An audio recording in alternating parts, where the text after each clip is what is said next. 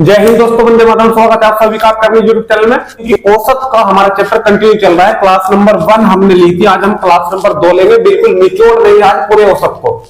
शानदार शानदार क्वेश्चन लिए हैं। जो चीज रह गई थी क्लास नंबर 1 के बाद वो आज क्लास नंबर 2 में कंप्लीट कर दूंगा। और साथ ही साथ जैसे ये चैप्टर कंप्लीट होता है साथ ही साथ इसका प्रैक्टिस है तुरंत मैं बाद लेता हूँ, सभी को पता है। उसके बाद तुरंत परसों से हम नया चैप्टर स्टार्ट करेंगे, उसकी क्लासेस लेंगे, उसके प्रैक्टिस सेट फिर हम लास्ट में लगाएंगे। ठीक है भाई, तो चलते हैं, बिल्कुल भी देरी ना करते, क्वेश्चन नंबर 1 की साइड चलते हैं। एक बात पुनः आप सभी को कहना चाहूंगा कि वीडियो अगर आपको अच्छी लगती है वीडियो को ज्यादा शेयर कीजिए, लाइक कीजिए, कमेंट के माध्यम से जरूर बताएं कि वीडियो आपको कैसी लगी। और सबसे लास्ट में अगर वीडियो आपको अच्छी लगती है चैनल को जल्दी से सब्सक्राइब भी कर लीजिए, क्योंकि ऐसी ही वीडियो आपको और मिलने वाली है और इससे भी बेहतरीन बेहतरीन मिलने वाली है। सारा का सारा पूरा सिलेबस कराऊंगा।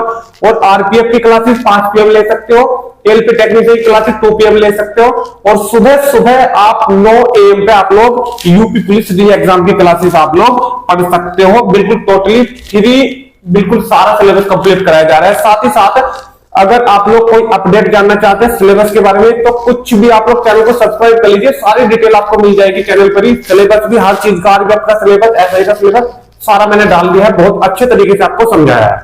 ठीक है, और साथ ही साथ एक चीज और बताना चाहूंगा आपको मैं कि हमारे चैनल से करंट अफेयर की क्लासेस भी बिल्कुल आपको बहुत बेहतरीन प्रकार से दी जा रही है। अगर आप लोग करंट अफेयर पढ़ना चाहते हैं तो आप लोग चैनल पर विजिट कीजिए और करंट अफेयर आप लोग बिल्कुल बेहतरीन पीडीएफ के साथ कंप्लीट कर सकते हो। चैनल को अगर आप लोग पीडीएफ भी चाहते हो ना तो चैनल के डिस्क्रिप्शन, वीडियो के डिस्क्रिप्शन में जाकर आप लोग टेलीग्राम चैनल को ज्वाइन कर लीजिए, आप लोग वहां से पीडीएफ भी प्राप्त कर सकते हो। ठीक है, तो चलिए क्वेश्चन को करते हैं स्टार्ट। सबसे पहला question, question number 1। Question number 1 को करने से पहले थोड़ी सी बात मैं आपको बताना चाहूंगा कि हमारे जो क्वेश्चन हुए थे वो हुए थे औसत के। आज हमारी क्लास नंबर 2 है। ठीक है, औसत के बराबर मैंने आपको फॉर्मूला बताया था कि औसत बराबर होता है कि संख्याओं का योग और बटे उनकी संख्या, ये फॉर्मूला मैंने आपको बताया था। एक चीज आपका विशेष ध्यान रखना है आपको, एक चीज का, अगर जो छोटे क्वेश्चन है तो आपको पोस्टेबल में काम आ जाएंगे। जैसे आरपीएफ की एसआई की वैकेंसी आती है तो कुछ भी चेंज नहीं होना है, रूल सारे के सारे ये रहने, सिर्फ जो कैलकुलेशन हो जाती है ना वो टफ हो जाती है भाई मेरे भाई। मान लो कि मान लो कि मुझे ये दिया 1 2 3 4 5 ये दे दिया मुझे। ठीक है, ये कह दे कि इनका मुझे औसत बताइए, तो संख्या का योग और संख्या कितनी है 5 से डिवाइड करा देंगे। परंतु यही क्वेश्चन औसत का अगर आपसे ऐसा ही ना दिया जाए ना तो इसकी कैलकुलेशन टफ हो जाएगी। इसको ये कैसे लिख देगा, इसको लिख देगा 23.20, एक संख्या दे देगा 46.20, एक दे देगा 56.70, एक दे देगा 86.50। तो इस प्रकार की संख्या आपको दी जाएगी। वहां पे ये देखा जाएगा कि आप कितना जानते हैं, कि आपकी स्पीड क्या है, क्योंकि आप 2 स्टार की नौकरी लेने जा रहे हो भाई। तो इतना तो हक बनता है उनका कि आपका इतना देख सकेगा, आपको इतना परख सके कि हाँ कुछ है या नहीं है। ठीक है, नहीं है तो बस इतना ही अंतर होता है और कुछ नहीं अंतर होता है। तो औसत के बारे में ये सिंपल फॉर्मूला मैंने आपको बता दिया था। आज हम पढ़ेंगे वर्गों का औसत, घनों का औसत और कुछ मोस्ट इंपोर्टेंट क्वेश्चन। ठीक है, चलिए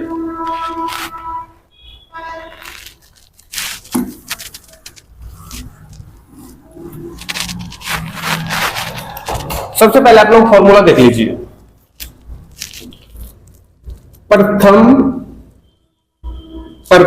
n प्राकृत संख्याओं के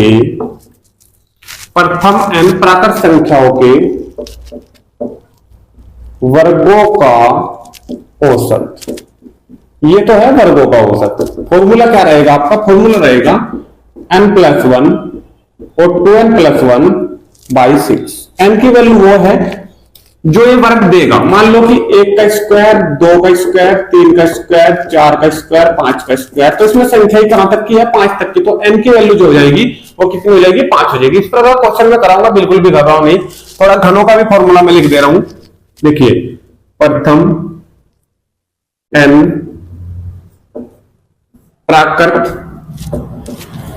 संख्या के घनों का औसत।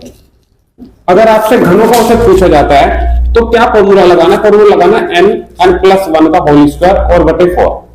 n+1 का होल स्क्वायर बटे 4। n की वैल्यू वही ले जो मैंने आपको बताया, जितनी संख्या को कहेगा लास्ट में जिसका घन होगा बस वही संख्या टोटली होगी।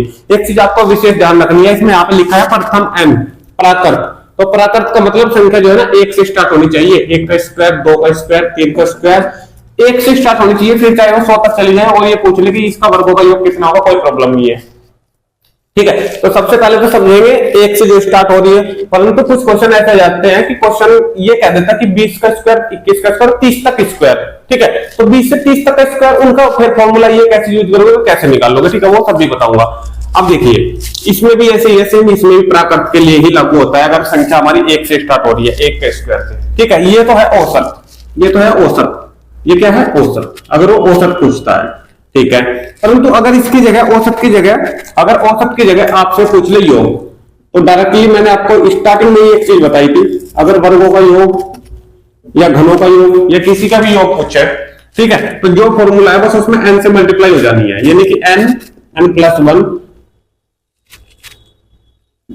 2n+1 और बाई 6, यानी कि इस पूरे में मैंने सिर्फ n से मल्टीप्लाई कर दी है, रखी है। ठीक है, इसमें भी ऐसी हो जाएगी, इस पूरे में बस क्या हो जाएगी, अगर वो योग पूछता है तो n से मल्टीप्लाई हो जाएगी पूरे में, n स्क्वायर n+1 का होल स्क्वायर और बटे 4।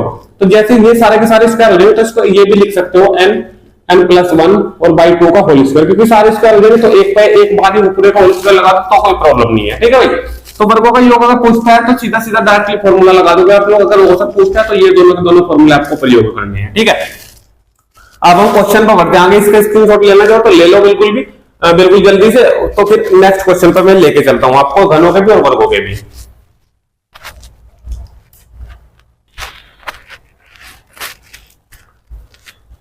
चलिए क्वेश्चन नंबर 1, फॉर्मूला 1 का स्क्वायर, 2 का स्क्वायर, 3 का स्क्वायर, 4 का स्क्वायर, 5 का स्क्वायर, ये लास्ट में 50 का स्क्वायर है, बीच में डैश डैश लगा हुआ है ऐसे। ठीक है, का औसत कितना होगा, ये क्वेश्चन आपको स्क्रीन पर भी लगा हुआ दिखाई दे रहा होगा। इसका औसत उसने पूछ लिया क्या है, तो आपको दिखाई दे रहा हो कि ये वर्ग है, क्या है, ये वर्ग लगे हुए हैं, क्या है, वर्ग लगे हुए हैं, और संख्या जो दी है वो 1 से लेकर 50 तक की दी है, तो जो n की वैल्यू होगी वो कितनी होगी, 50 होगी, क्योंकि टोटल संख्या कितनी है मेरे पास, 50 है। ठीक है, तो फॉर्मूला आपको वर्गों के औसत का प्रयोग करना है, क्योंकि औसत ही निकालना है, तो वर्गों का औसत अब निकाल लेंगे यहाँ पे वर्गों का औसत। फॉर्मूला मैंने आपको बताया था, क्या फॉर्मूला था, n+1 2n+1 और बाई 6।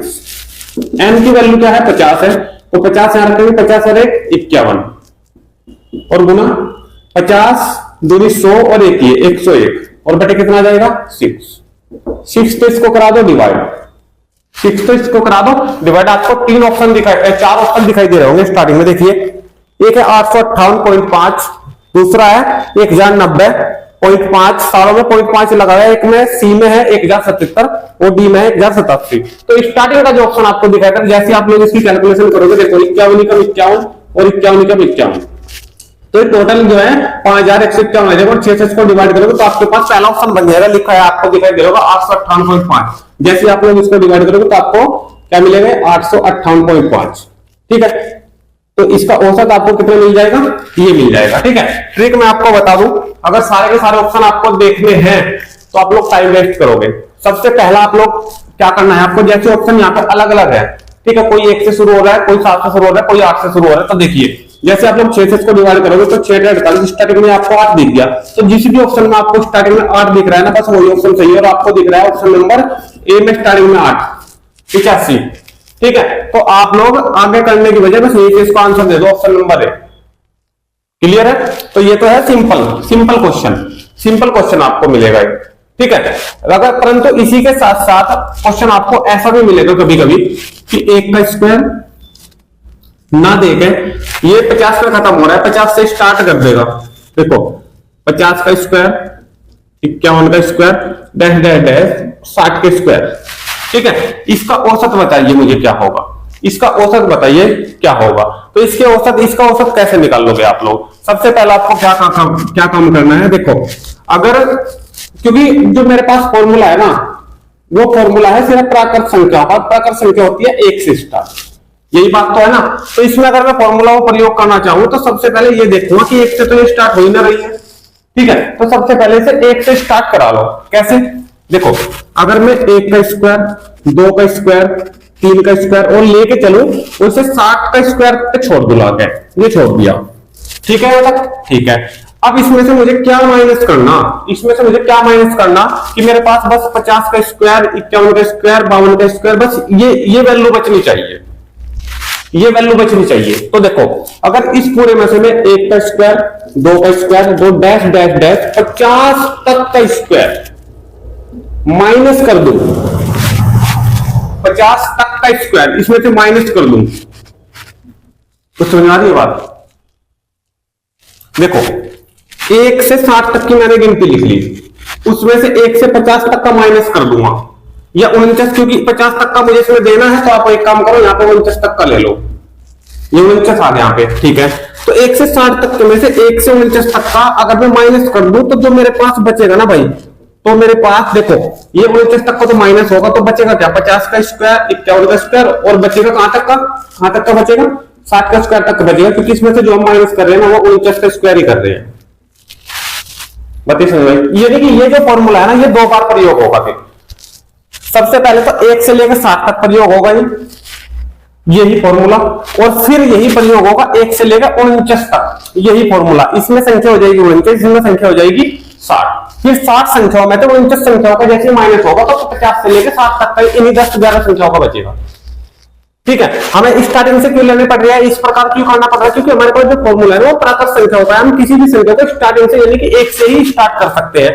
तो हमने फिर ये सोचा कि 1 से लेकर 60 तक का निकाल लो, ये 50 से 60 तक के तो हमें बताना है, तो अगर मैं 1 से 60 तक का निकाल लूं और 1 से 49 तक का इसमें से माइनस कर दूं तो 50 से 60 तक का ही बचेगा।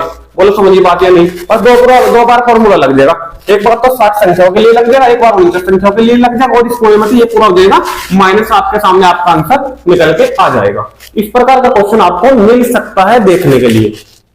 ठीक है, चलिए स्क्रीनशॉट ले लीजिए, फिर नेक्स्ट चलते हैं।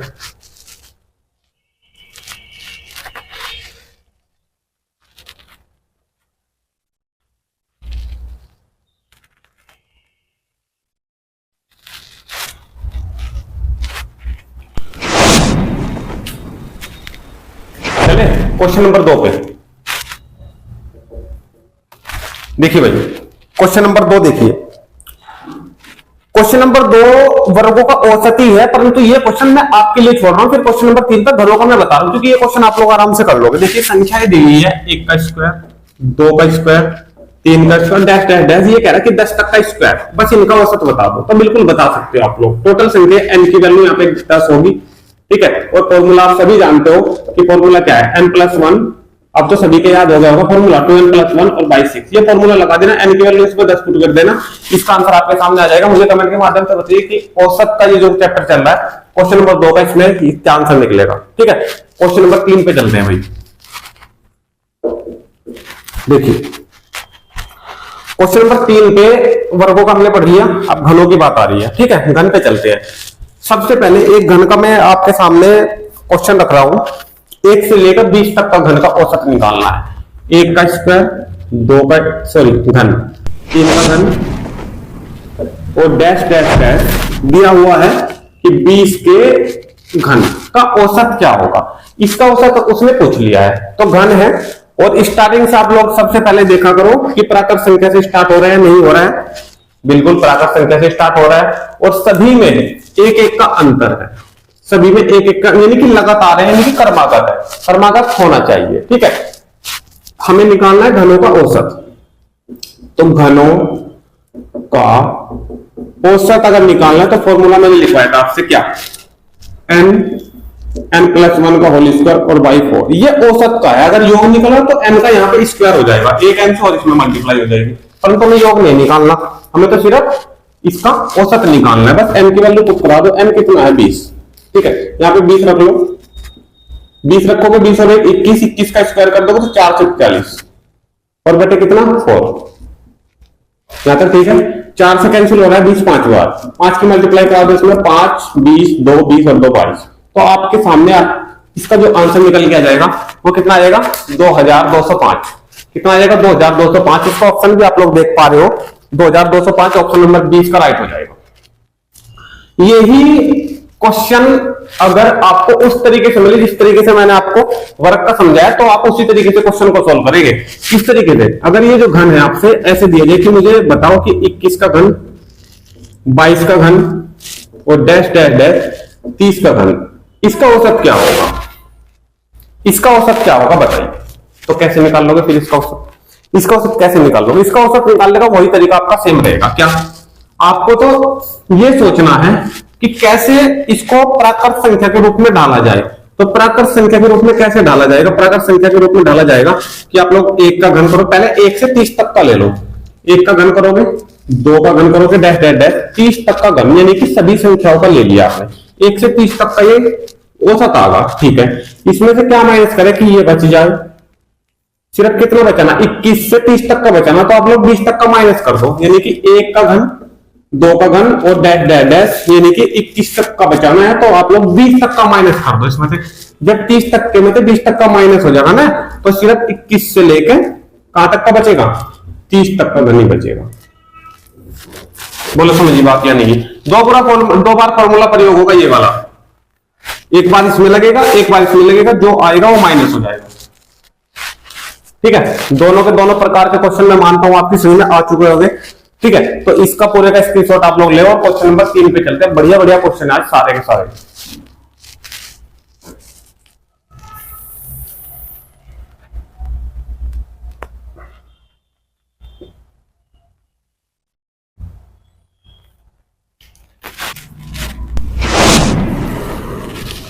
क्वेश्चन नंबर 4 देखिए, पिछले वाली जो क्लास ली थी हमने, क्लास नंबर 1, एक क्वेश्चन के साथ उसका रिवीजन कर लेते हैं, बढ़िया तरीके से सब कुछ समझ में आ जाएगा। देखिए, 1 से 30 तक की सभी सम संख्या को औसत निकालना है। 1 से 300 तक, 1 से 300 तक सम संख्याओं का औसत निकालना, सम संख्याओं का एवरेज निकालना है, औसत निकालना है 1 से 300 तक। ठीक है भाई, सबसे पहली बात कि कहां 1 से लेकर जितनी भी संख्याएं वो देगा और उसमें सम पूछता है, तो सम हमेशा उसका आधा हो जाएगी, सम हमेशा उसकी आधी हो जाएगी। यानी कि अगर 300 संख्याएं वो कह रहा है, तो मेरे पास जो सम संख्याएं बनी वो कितनी बनी? 150 बनी। कितनी बनी? 150 बनी। ठीक है, ट्रिक मैंने आपको इसकी क्या बता रखी थी? अगर सम संख्याओं का औसत पूछता है तो डायरेक्टली आपको n+1 लगा देना। कितनी संख्याएं सम है और उसमें एक जोड़ देना है। संख्या मेरे पास है 150 और उसमें एक जोड़ देना है, तो 151 इसका औसत निकल के आ जाएगा। बट ये बात समझ में आई या फिर नहीं आई? ये तो है ट्रिक। ठीक है, अगर एक ही बार आपको फॉर्मूला याद करना है, मैंने संख्या पद्धति में पढ़ लिया भाई, मैं इस फॉर्मूले को दोबारा नहीं पढ़ना चाहता, इसका रिपीटेशन नहीं करना चाहता, बट मतलब कि यही फॉर्मूला इन क्वेश्चनों में भी आप लोगों को प्रयोग कर दो अगर, तो ये n+1 याद करने की जरूरत ना पड़े, तो भाई क्या करना पड़ेगा? तो उसके लिए देखिए, सबसे पहले आपको जो है क्या करना पड़ेगा, इसका मुझे औसत निकालना है। क्या निकालना है? औसत। ठीक है, औसत निकालने के लिए देखिए, औसत का फॉर्मूला होता है योग बटे संख्या, योग बटे संख्या। ठीक है, संख्या मुझे पता है कि 300 में से 150 हो जाएगी सम, तो संख्या मुझे मिल गई कि संख्या नीचे कितनी है? 150, लेकिन मुझे योग नहीं मिला। तो योग सबसे पहले 1 से लेकर 300 तक का जो योग आपको निकालना है, वो भी सम संख्याओं का योग, वो भी सम संख्याओं का योग। बस यहाँ पे ऊपर पुट करा दोगे, औसत निकल जाएगा।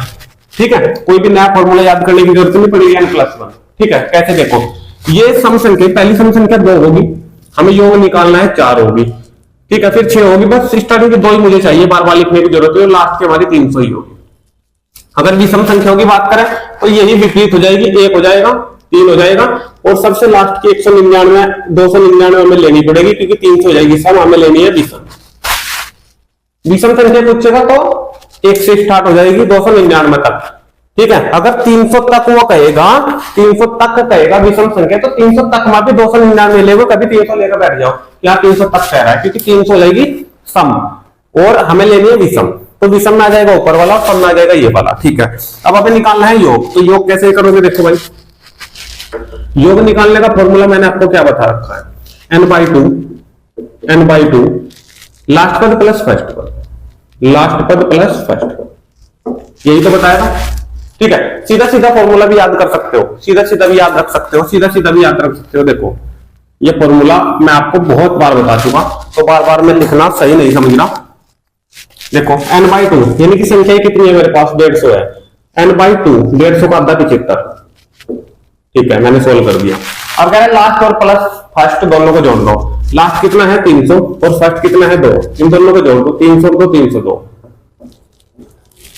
यहां तक कोई दिक्कत है? ठीक है, यहाँ तक ठीक है। अब ये योग आगा, बस इस योग को यहां पर पुट करा दो, 75 गुना 302, जब मुझे पता है कि मुझे कि इसकी कटिंग मुझे करनी है ऊपर से नीचे, तो मैं इसकी यहाँ पे मल्टीप्लाई कराने के लिए क्यों बैठ जाऊँ, क्यों उतना टाइम वेस्ट करूं, जब कटिंग में वो छोटा हो ही जाएगा। तो ये चीजें आपको विशेष ध्यान रखनी है, ठीक है। देखो 75 दूनी 150 और 2 से इसको कैंसिल कर दो, 151 आपको मिल जाएगा। 151 दूनी 302। बोलो ये वाला आंसर ये वाला आंसर सेम है या फिर नहीं है। तो आप लोग किसी भी तरीके से देख सकते हो, अगर हाथ में आपके स्पीड है तो इस तरीके से भी आप लोग कर लोगे, कोई प्रॉब्लम नहीं है, टाइम भी बचा दोगे। लेकिन अभ्यास चाहिए किसी भी चीज के लिए, और अभ्यास में आपको इतना करा दूंगा मेरे भाई, इतना करा दूंगा कि एक एक क्वेश्चन आपकी उंगलियों पे होगा, ठीक है। इसका स्क्रीनशॉट ले आओ। फिर क्वेश्चन नंबर 5 के साथ आगे बढ़ता हूं। बिना फॉर्मूले के क्वेश्चन कैसे सोल्व होंगे वो भी अब देख लेना।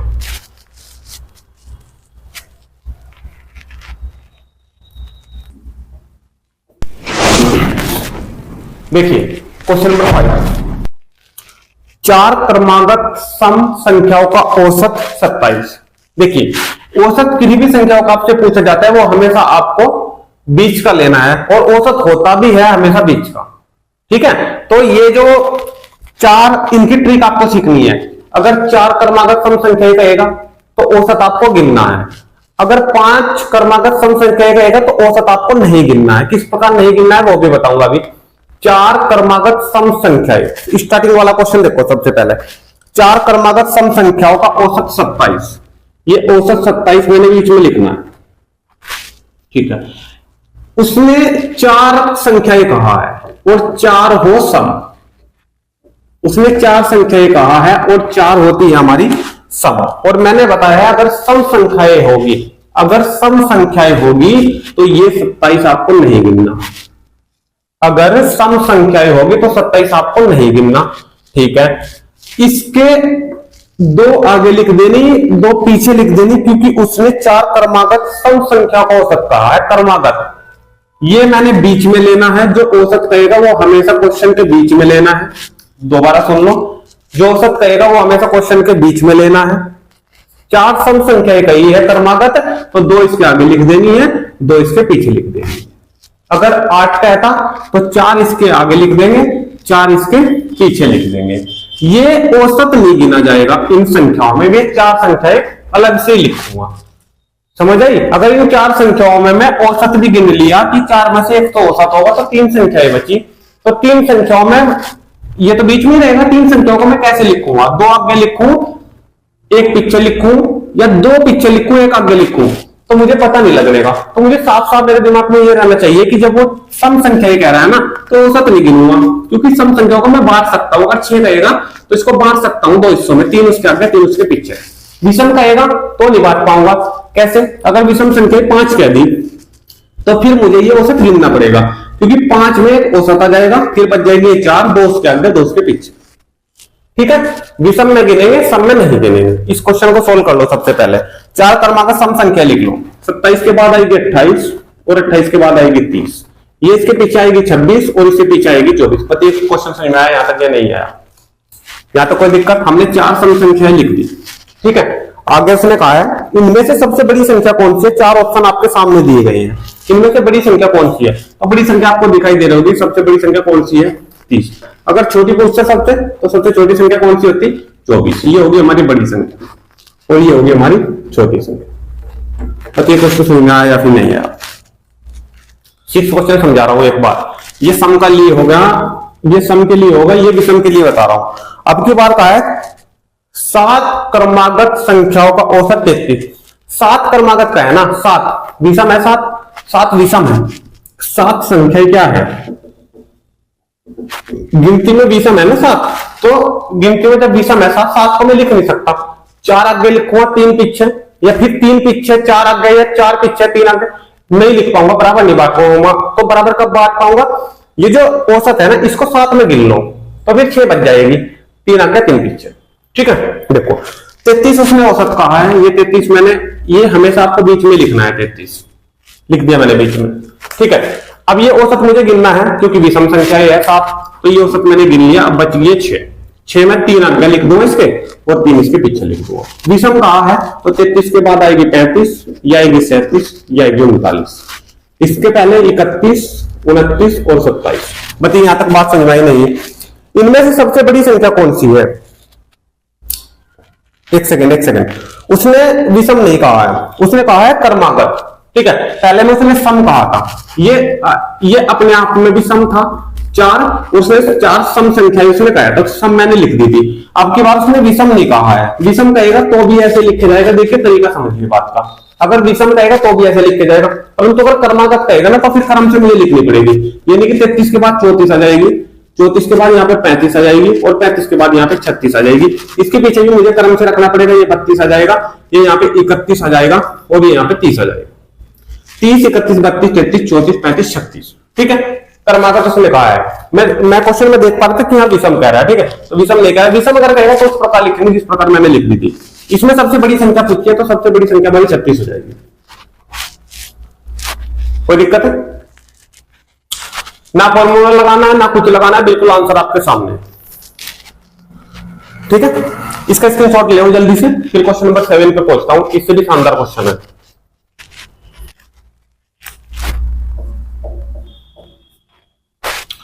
देखिए क्वेश्चन नंबर 7,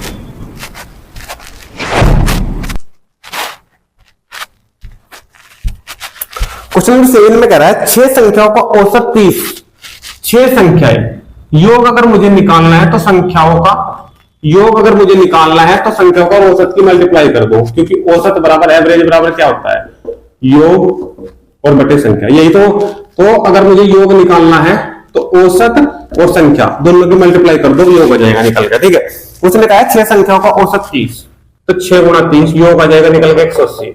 कितनी संख्याओं का है ध्यान रखना है, 6 संख्याओं का है। ठीक है, यदि प्रथम 4 संख्याओं का औसत 25, प्रथम 4 संख्याओं का, ये जो 6 वाला है ये तो है अलग से। ठीक, अब कह रहा है कि ये जो 6 का दे दे इकट्ठा, इसमें तो जो पहली वाली 4 है ना, पहले वाली 4 है, उन 4 संख्याओं का औसत, तो 4 गुना औसत दे दिया 25, तो 4 संख्याओं का योग निकल कर आएगा 100, 25 चौका 100।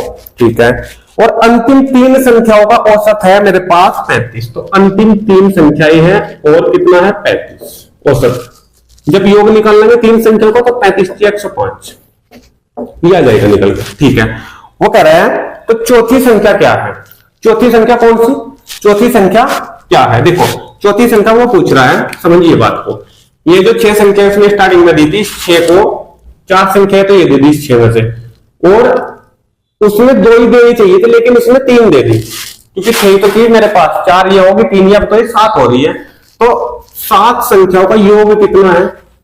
100 ये है और 105 ये है, तो 7 संख्याओं का योग आ रहा है 205। कितनी संख्याओं का? ये 7 का, ये 7 संख्याओं का, क्योंकि 4 और 3 7। ठीक है, और 6 संख्याओं का योग कितना आ रहा था? 180। तो एक जो 7वीं संख्या आई है वह कितने की है ये पूछता है। 7वीं मान लो, चौथी मान लो, ठीक है, वह एक संख्या जो बची है वो कितने की है? सीधी सीधी सी बात है।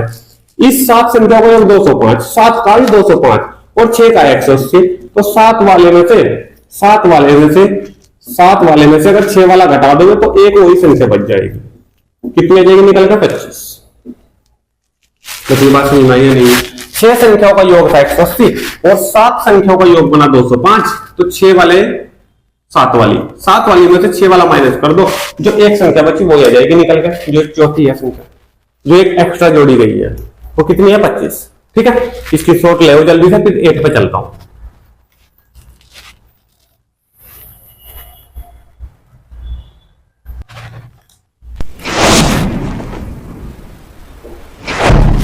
देखिए क्वेश्चन नंबर 8, 4 के प्रथम 8 गुणजों का औसत क्या है?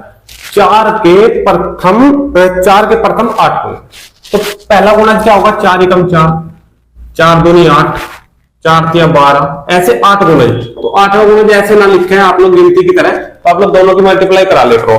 4 है, 4 का गुणज 8 पूछ रहे, तो 8 से 32, जो 8वां गुणज होगा वो 32 होगा।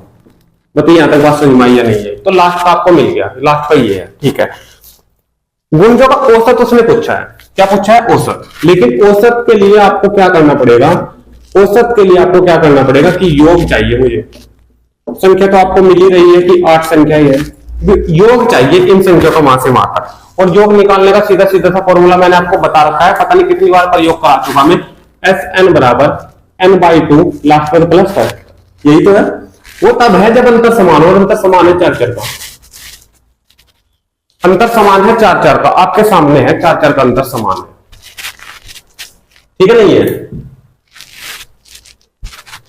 तो औसत निकालना है तो योग हमें चाहिएगा, और योग n/2 संख्या है मेरी कितनी 8, संख्या कितनी है 8, n की वैल्यू 8 है ना, तो n/2 यानी कि 8/2 कितना जाएगा 4, लास्ट पद प्लस फर्स्ट पद, लास्ट कितना है 32, फर्स्ट कितना है 4, दोनों को ऐड करना है तो 32 और 4 हो जाएगा 36। इन दोनों की मल्टीप्लाई ना करा के सीधा सीधा से यहाँ पे पुट करा दो योग की जगह, क्योंकि कटिंग तो इसकी होनी ही है, ठीक है। ये लगा दिया, कटिंग करा दो, 4 दूनी 8 और 2 से कैंसिल करा दो 36 को, तो कितना आ जाएगा मेरे पास 18। तो कितना औसत आया निकल के 18, यही मेरा आंसर है। बताइए समझ में आया नहीं है कुछ, क्लियर है। इसकी शॉट ले लो जल्दी से, फिर नेक्स्ट क्वेश्चन पर लेके चलता हूं आपको।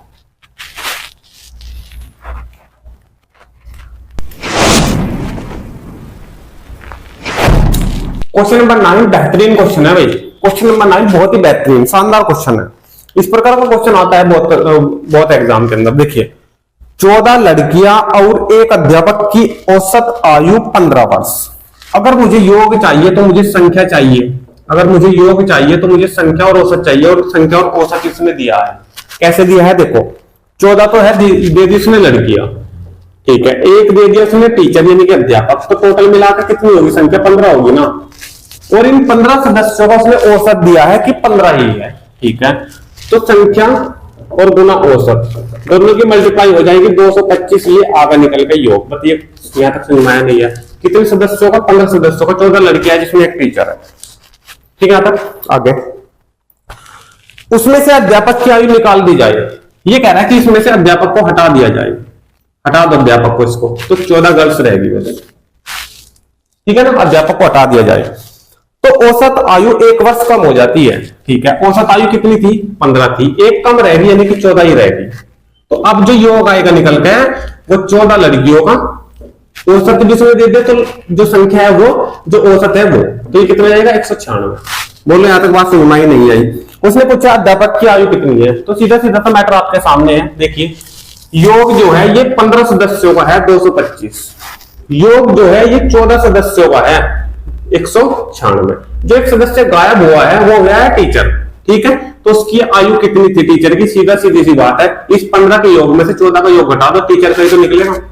जब इसमें टीचर का है, सारी गर्ल्स का जो योग है 196 है, या बात कह लो कि हाँ इसमें गर्ल्स और टीचर दोनों है, इसमें खाली गर्ल्स का योग है, तो इस गर्ल्स और टीचर्स के योग में से जो टोटल गर्ल्स का योग है वो माइनस कर दो, खाली टीचर का ही बचेगा, ठीक है। ठीक है, तो 4 ये बच जाएगा 25 से सीधा सीधा सा 29 वर्ष इसकी आयु निकल के आ जाएगी टीचर की।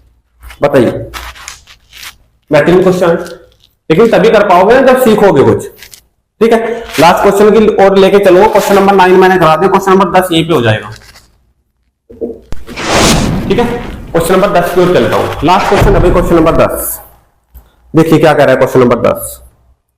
एक कक्षा में 2 विभाग है, एक कक्षा में 2 विभाग है, विभाग ए और विभाग बी, ठीक है। विभाग ए के 20 छात्रों, विभाग ए के जो छात्र है वो है 20, ठीक है। 20 छात्रों का उत्तीर्ण औसत 80%, औसत दे दिया, संख्या मुझे पता, ठीक है। औसत दे दिया उसने 80, तो योग निकल जाएगा ए विभाग में 20 लड़कों, ये 20 लड़के हैं ना, इनका योग आ जाएगा निकल के 16। बताइए बात समझ में यहां पर नहीं है, यहां तक कोई दिक्कत हो ना, ठीक है। विभाग बी में कितने बच्चे हैं, विभाग के 30 छात्रों में, इसमें योग निकल के आ जाएगा क्योंकि इसमें संख्या दी है 30 छात्र दी है और औसत दे दिया उनका 70। इनकी मल्टीप्लाई करोगे तो 21 आपके सामने निकल के आ जाएगा। ये बी सेक्शन में जितने छात्र है 30 छात्र है उनका योग है 2100, और ए सेक्शन में जितने छात्र हैं उनका योग है आपके सामने ये 1600, ठीक है। उसने क्या पूछा है, दोनों विभागों का कुल उत्तीर्ण औसत कितना है, दोनों विभागों का। तो दोनों विभाग जब ऐड होंगे, जब दोनों विभागों की बात आ रही है, देखिए औसत निकालना है दोनों विभागों का, ठीक है। तो दोनों विभागों का योग आएगा एक और बी का, और उनकी संख्या आ जाएगी, यही तो होता है ना औसत निकालने का फॉर्मूला। जब दोनों का औसत निकालना है ना, दोनों सेक्शन होगा तो दोनों का योग भी तो आएगा ऊपर, ये 1600 और ये 2100, तो ऊपर आ गया योग 3700। यहां तक कोई दिक्कत है, नीचे दोनों विभागों की संख्या, सबसे पहले जो एक 30 ये है, एक 20 ये है, तो टोटल मिलाकर 50, 30 और 20। ठीक है, तक कटिंग कराओ, 0 से 0 कैंसिल, 5 इसको करा दो कैंसिल, 370 को। ठीक है, देखो 5 7 35 और 5 चौक 20, तो ये 74% आपका औसत निकल के आगा। क्वेश्चन नंबर 10 का यही आंसर है, 74%। आप लोग ऑप्शन में भी देख पा रहे हो। ठीक है, तो ये औसत के आज मैंने 10 क्वेश्चन ये लिए हैं, बहुत बेहतरीन तरीके से मैंने आपके सोल्व कराने की कोशिश करी है। अगर सारे के सारे क्वेश्चन आपको अच्छे लगे तो वीडियो को भाई लाइक कर दे और शेयर कर दे वीडियो को। जिसने चैनल को अभी तक सब्सक्राइब नहीं किया वो चैनल को सब्सक्राइब कर ले, क्योंकि कल इस चैप्टर का आने वाला है प्रैक्टिस सेट। और जैसे ही आप लोग चैनल को सब्सक्राइब और बेल आइकन को ऑन करोगे तो आपको ये फायदा होगा कि जैसे ही मैं कल प्रैक्टिस सेट का वीडियो डालता हूं तो उसकी अपडेट आप तक सबसे पहले पहुंच जाएगी। ठीक है, तो आज की वीडियो आपको कैसी लगी बिल्कुल भी बताना ना भूले, और लास्ट तक वीडियो में बने रहने के लिए आप सभी दोस्तों का बहुत बहुत धन्यवाद। थैंक यू, जय हिंद, जय भारत।